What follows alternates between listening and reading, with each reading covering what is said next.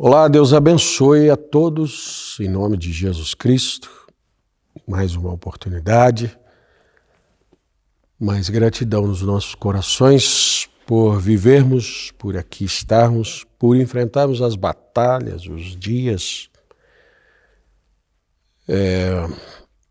Nem sempre, e não pode ser, nossa vida, o sucesso da nossa vida, não tem que ser só boas coisas acontecendo. Porque nós somos, biblicamente falando, nós somos soldados do exército de Cristo. Então, sucesso de soldado é vitória de batalha. Não é conquista de atletismo, não é conquista de estudos, é sempre vitória de batalha. Então, as nossas vitórias não são coisas muito sorridentes, não são coisas de muitas alegrias. Elas são vitórias até com feridas, vitórias até com traumas. Por isso nós olhamos para tempos adversos assim, até menosprezamos essas coisas. Fala, essa coisinha aí vai ser para nós um problema? Não. Tal como nós dissemos no nosso vídeo passado, a nossa base para esse conceito, tanto de batalha como de vitória, é o que nós dissemos no vídeo passado. O Senhor nosso Deus é poderoso em batalhas. Agora, nós queremos muito agradar esse Deus e eu gostaria de trazer duas escrituras aqui para nós lermos. São Mateus, capítulo 13, versículos 24 em diante. Depois eu salto um pouquinho para a explicação da parábola que Jesus fez aqui, que é a parábola do trigo e do joio. Ele disse assim: propôs-lhes outra parábola dizendo: o reino do céu é semelhante ao homem que semeia a boa semente no seu campo. Mas, dormindo os homens, veio o seu inimigo e semeou o joio no meio do trigo e retirou-se. E quando a erva cresceu, frutificou, apareceu também o joio. Os servos do pai de família, indo ter com ele, disseram-lhe: Senhor, não semeaste tu no teu campo boa semente? Por que tem então joio? E ele lhes disse: um inimigo é quem fez isso. E os servos lhe disseram: queres, pois, que vamos arrancá-lo? Porém ele disse: não precisa arrancar, para que ao colher o joio, não arranqueis também o trigo. Deixai crescer juntos. Agora aqui, no verso 36, a multidão se ausentou. No 37, ele explica só para os que ficaram o que significava aquela parábola. E ele respondendo, disse-lhes: o que semeia a boa semente é o Filho do Homem. O campo é o mundo, a boa semente são os filhos do reino e o joio são os filhos do maligno. O inimigo que semeou é o diabo, e a ceifa é o fim do mundo, e os ceifeiros são os anjos. Assim como o joio é colhido, queimado no fogo, assim será a consumação deste mundo. Mandará o Filho do Homem seus anjos, e eles colherão do seu reino tudo o que causa escândalo e os que cometem iniquidade, e lançá-los-ão na fornalha de fogo. Ali haverá pranto e ranger de dentes. Então, essa escritura nos ajuda, eu creio que, de dois lados. Vamos tomar um, para depois, ao tomar o outro, nós acrescentarmos outra escritura aqui.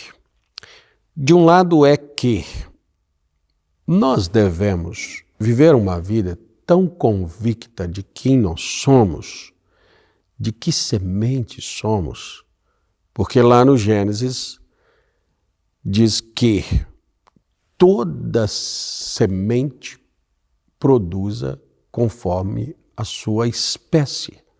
Ela vai produzir. E já nos evangelhos o Senhor Jesus Cristo diz que pelos frutos conhece-se a árvore. Então, aqui nós temos algo. Plantaram-se duas sementes. 2 semeadores passaram, cada um no seu tempo, primeiro o Filho do Homem, lançando boas pessoas. Ele disse que a semente boa eram os filhos do reino, lançando boas pessoas. A semente má também são pessoas, mas são filhas do maligno. A Bíblia inteira mostra essas duas raças, essas duas classes de pessoas. Mas Deus não tem a preocupação que tiveram aqui esses servos do primeiro semeador, dizendo: Senhor, não plantastes tu boa semente? Agora nós estamos olhando o campo, tem joio no meio. Plantei. Mas o inimigo saiu e semeou depois.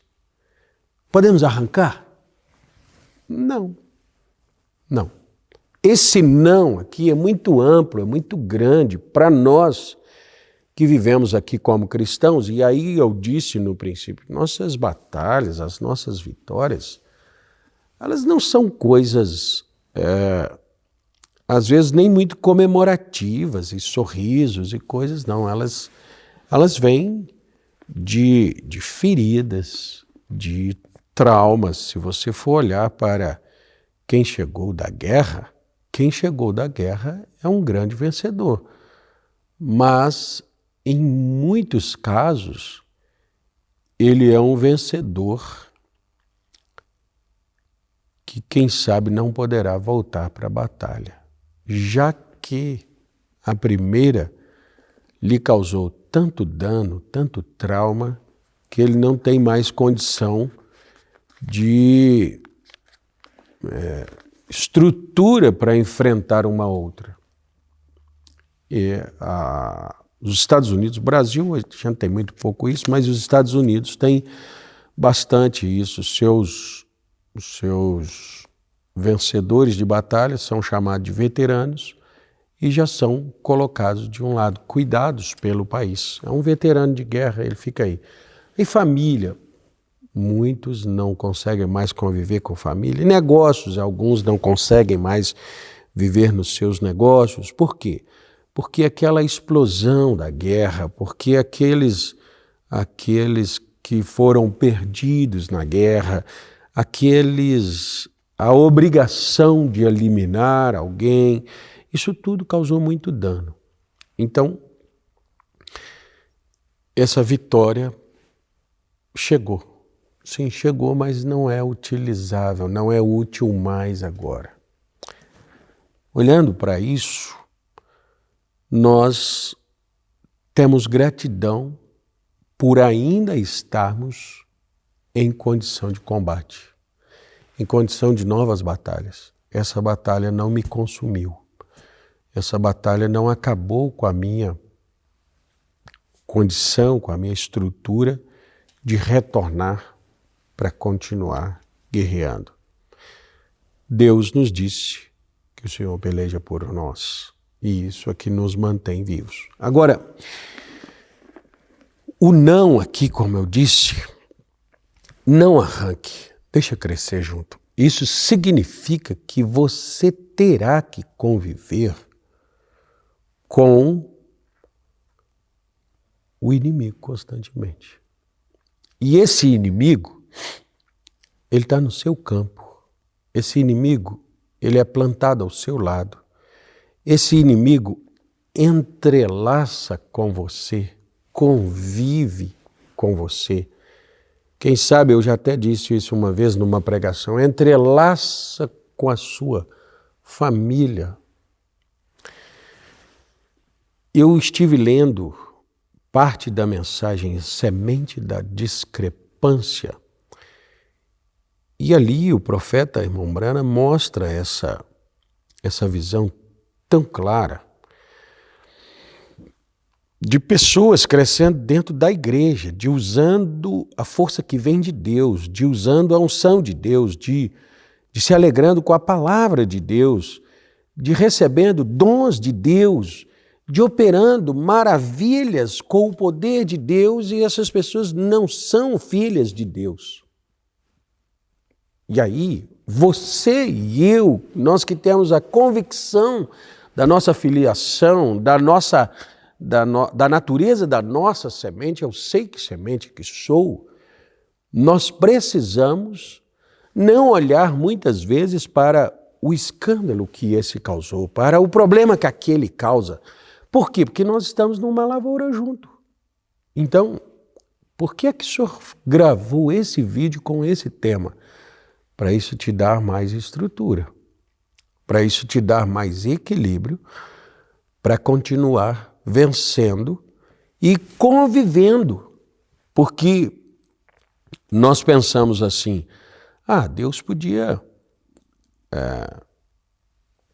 ter só uma congregação de gente eleita, correta, e o resto separar. Não, o profeta William Branham tem uma mensagem chamada 3 classes de crente. Ele diz, em todo ajuntamento sempre haverá 3 classes. Um crente verdadeiro, um crente manufaturado e um incrédulo. Um incrédulo é um incrédulo completamente. Depois o Senhor Jesus Cristo disse, creio que São Mateus capítulo 24, que por se multiplicar a iniquidade, e essa iniquidade aonde? Nessa mesma plantação. Por se multiplicar a iniquidade, o amor de muitos esfriará. Mas o seu não, o meu não. Por quê? Porque eu tenho a consciência de que essas coisas têm que estar aqui. Ora, nós gostaríamos tanto que toda a igreja, e eu sei que cada irmão que me assiste, que me ouve, crê de si mesmo assim, toda a igreja fosse completamente eleitos.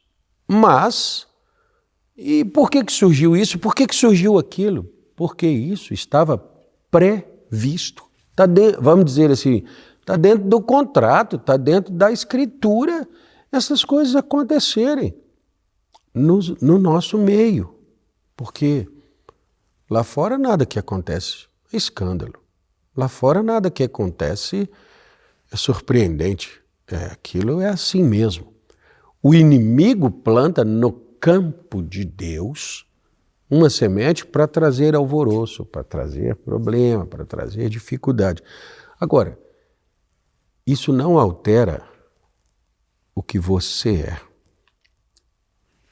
O trigo, ele não muda a sua essência porque tem joio ao redor dele. Ele não deixa de ser trigo, ele não deixa de se tornar pão, de se tornar alimento para alguém, porque ele estava num campo completamente infestado de joio.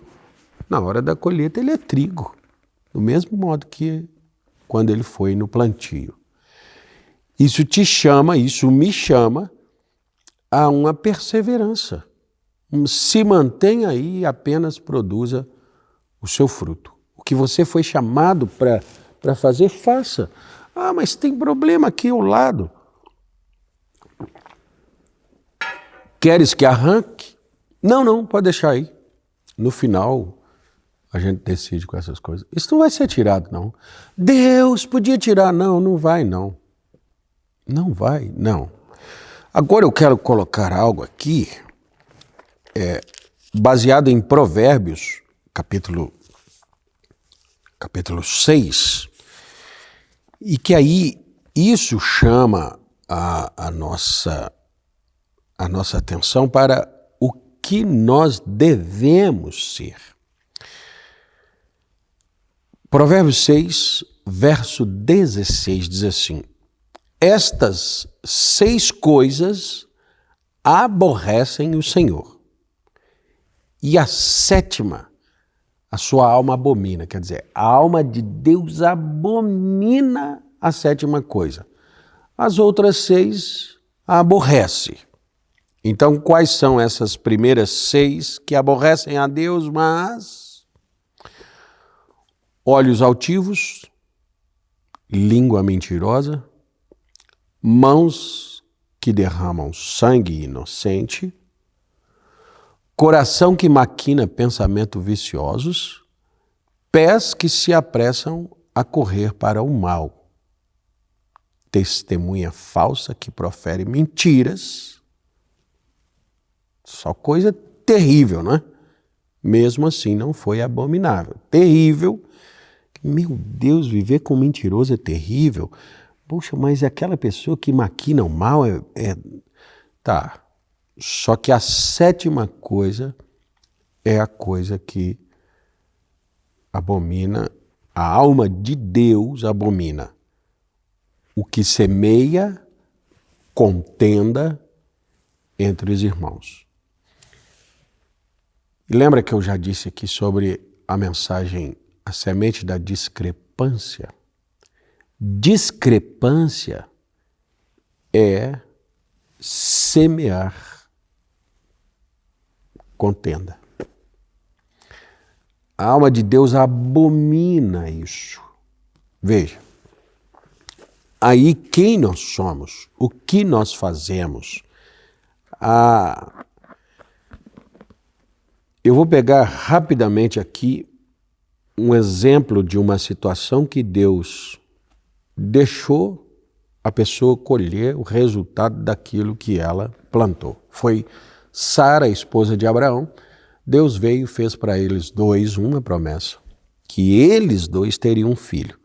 Abraão creu naquilo e Abraão tinha condição. Sara não tinha condições, não conseguiu crer além das dificuldades.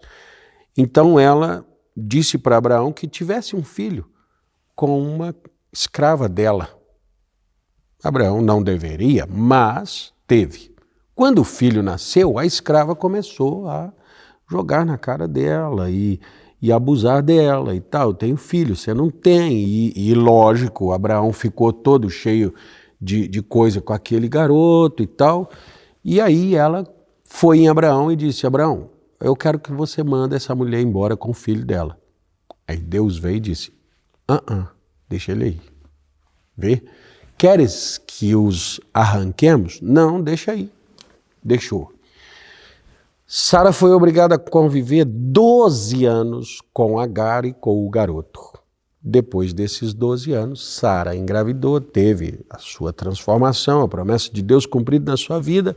Logo então nasceu Isaac. Agora sim, quando nasceu Isaac, Sara volta a Abraão e diz: Abraão, agora eu quero que você lance fora a escrava com o filho dela. E Abraão já logo rejeitou. Não, eu já sabia que Deus aquela vez tinha dito não, né? Mantenha o filho.